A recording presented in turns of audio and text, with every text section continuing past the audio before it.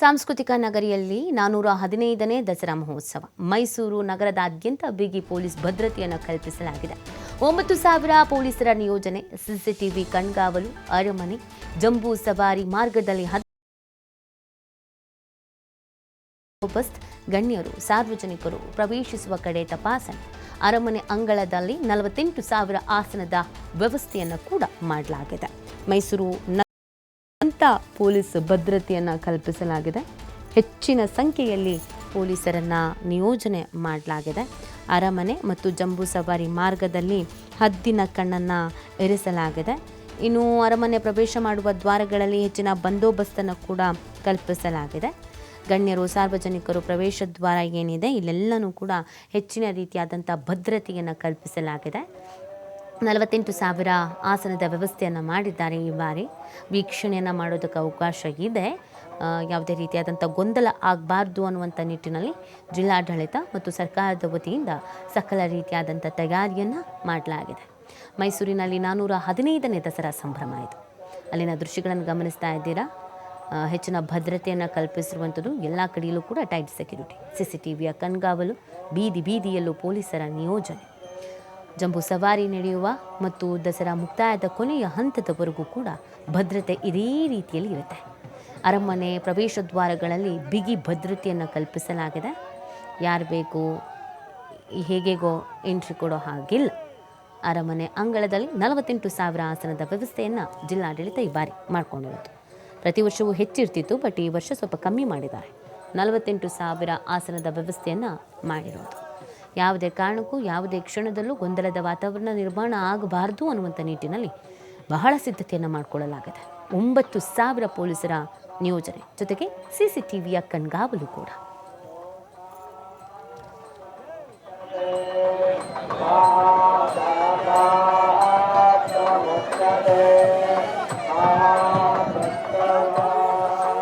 ಈ ಬಗ್ಗೆ ಮತ್ತಷ್ಟು ಮಾಹಿತಿಯನ್ನು ನೀಡ್ತಾರೆ ನಮ್ಮ ಪ್ರತಿನಿಧಿ ಪುನೀತ್. ಮೈಸೂರಿಂದ ಲೈವ್ನಲ್ಲಿ ಜಾಯ್ನ್ ಆಗ್ತಾ ಇದ್ದಾರೆ.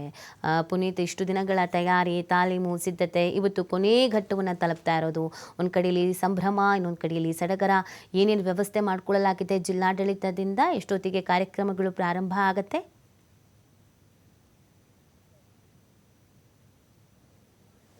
ನಿತಿ, ಸಾಂಸ್ಕೃತಿಕ ನಗರಿ ಮೈಸೂರಿನಲ್ಲಿ ಈಗ ದಸರಾ ಸಂಭ್ರಮ ಮನೆ ಮಾಡಿರ್ತಕ್ಕಂಥದ್ದು. ಅಂತಿಮವಾಗಿ ಇವತ್ತು ಜಗತ್ ಪ್ರಸಿದ್ಧವಾದಂತಹ ಜಂಬೂ ಸವಾರಿ ಮೆರವಣಿಗೆಗೆ ಕ್ಷಣಗಣನೆ ಆರಂಭವಾಗಿದೆ. ಈಗಾಗಲೇ ಲಕ್ಷಾಂತರ ಮಂದಿ ಆ ಒಂದು ಗತವೈಭವವನ್ನು ಕಣ್ತುಂಬಿಕೊಳ್ಳಿಕ್ಕೆ ಈಗಾಗಲೇ ಮೈಸೂರಿಗೆ ಆಗಮಿಸಿರ್ತಕ್ಕಂಥದ್ದು. ಸಾಕಷ್ಟು ಸಂಖ್ಯೆಯಲ್ಲಿ ಬರತಕ್ಕಂಥ ಪ್ರವಾಸಿಗರ ರಕ್ಷಣೆಗಾಗಿ, ಅವರ ಒಂದು ಭದ್ರತೆಗಾಗಿ ಹೆಚ್ಚಿನ ಪೊಲೀಸರನ್ನು ನಿಯೋಜನೆ ಮಾಡ್ತಕ್ಕಂಥ ಒಂದು ಕೆಲಸವನ್ನು ಕೂಡ ಪೊಲೀಸ್ ಇಲಾಖೆ ಮಾಡಲಾಗಿರ್ತಕ್ಕಂಥದ್ದು. ಜೊತೆಗೆ ಬರುವಂತಹ ಪ್ರವಾಸಿಗರೆಲ್ಲರೂ ಕೂಡ ಆ ಒಂದು ಗತವೈಭವವನ್ನು ಕಣ್ತುಂಬಿಕೊಳ್ಳಿಕ್ಕೆ ಅವರಿಗೆ ಎಲ್ಲಿಯೂ ಕೂಡ ಸಮಸ್ಯೆ ಆಗದ ರೀತಿಯಲ್ಲಿ ಜಿಲ್ಲಾಡಳಿತ ವ್ಯವಸ್ಥೆಯನ್ನು ಕೂಡ ಮಾಡಲಾಗಿರ್ತಕ್ಕಂಥದ್ದು. ಇನ್ನು ಬಹಳ ಪ್ರಮುಖವಾಗಿ ನಾವು ಈಗ ಮೈಸೂರಿನ ಅರಮನೆಯ ಆವರಣದಲ್ಲಿದ್ದೇವೆ. ಈಗಾಗಲೇ ಅರಮನೆಯ ಆವರಣದಲ್ಲಿ 48,000 ಆಸನದ ಒಂದು ವ್ಯವಸ್ಥೆಯನ್ನು ಕೂಡ ಮಾಡಲಾಗಿರ್ತಕ್ಕಂಥದ್ದು. ಗಣ್ಯರು ಸೇರಿದಂತೆ 58 ಸ್ತಬ್ಧ ಚಿತ್ರಗಳು, ಜೊತೆಗೆ 100ಕ್ಕೂ ಹೆಚ್ಚು ಜನಪದ ಕಲಾ ತಂಡಗಳೆಲ್ಲವೂ ಕೂಡ ಈ ಒಂದು ಜಂಬೂ ಸವಾರಿ ಮೆರವಣಿಗೆಯಲ್ಲಿ ಭಾಗಿಯಾಗ್ತವೆ. ಜೊತೆಗೆ ಮಧ್ಯಾಹ್ನ ನಂದಿ ಪೂಜೆಯನ್ನು ಮುಖ್ಯಮಂತ್ರಿಗಳು ನೆರವೇರಿಸ್ತಾರೆ. ಅದಾದ ಬಳಿಕ ಜಂಬೂ ಸವಾರಿ ಮೆರವಣಿಗೆ ಆರಂಭವಾಗುತ್ತೆ. ಈಗ ನಾವು ಗಮನಿಸಬಹುದು, ಈಗ ನಾವು ಮೈಸೂರಿನ ಅರಮನೆಯ ಮುಂಭಾಗದಲ್ಲಿದ್ದೇವೆ. ಇಲ್ಲಿ ರಾಜಮನೆತನದ ಒಂದು ಸಾಂಪ್ರದಾಯಿಕವಾದಂತಹ ಪೂಜೆ ಪುನಸ್ಕಾರಗಳು ಈಗ 9 ಗಂಟೆಯ ವೇಳೆಗೆ ಆರಂಭವಾಗ್ತವೆ. ಹೀಗಾಗಿ ಅರಮನೆಯಲ್ಲಿ ಈಗ ಒಂದು ಸಂಭ್ರಮ ಮನೆ ಮಾಡಿರ್ತಕ್ಕಂಥದ್ದು. ಪ್ರಮುಖವಾಗಿ ಏನು ಜಂಬೂ ಸವಾರಿ ಮೆರವಣಿಗೆಗಿಂತಲೂ ಕೂಡ ಮುಂಚಿನ ಸಂದರ್ಭದಲ್ಲಿ ಇವತ್ತು